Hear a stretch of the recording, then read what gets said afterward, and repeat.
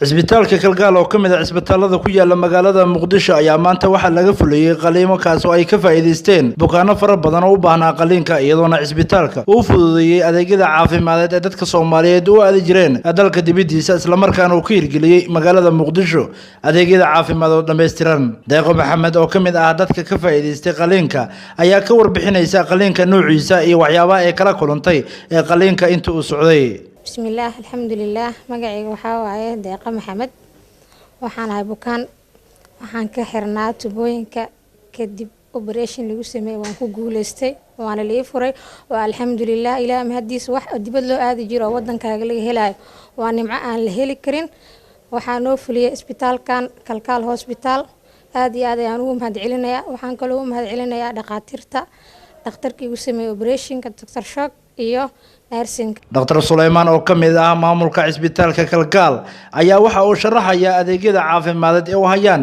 bulshada Soomaaliyeed. Isbitaalka kalgaal ummadda Soomaaliyeed maantii waxaan uu ku wargelinaynaa in dhakhtarkii haweenka ee cudurrada ama qalimaadka loo baahnaa ee wadanka wax loogu qaban waayay in wadankii muxuu ahaa horay aan u qabanay taasoo sababtay maantay dad badan ama haween badan inay ku naalanayaan inay haystaan ilmo taasoo u fududeeyeen maamulka iyo dhakhaatiirta isbitaalka ay keenaan wadanka dibadiisa keenaan qalimaad ay u sameeyeen awgiis taasoo ay kamid tahay furista tubooyinka ugxanta qaada daaweynta muxuu ahaa hormoniska la xiriiro inay qofka uusan waxba dhalin maantay muxuu ahaa waa maalintii labaad howlihii qalimaadkaasi ay noo socdaan waxaana ugu talagalnay ilaa 5 maalmood in hawshaasi ay socoto waa olole caafimaad kaasoo aan ugu talagalnay in ummadda Soomaaliyeed ee wadanka dibadiisa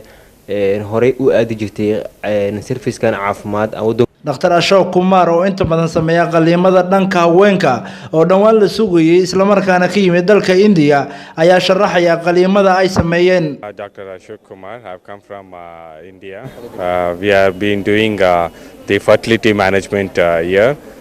People who don't have babies or were planning to try to have babies, we have been doing this camp, and this 4th time we have been successively doing. When I came this time, I was very happy to hear that the previous people who underwent the surgery here, who underwent the treatment here, they all become pregnant. And another good. Brian Abdigrin Isman TV, Alamiga Somali News TV, Magaalada Muqdisho.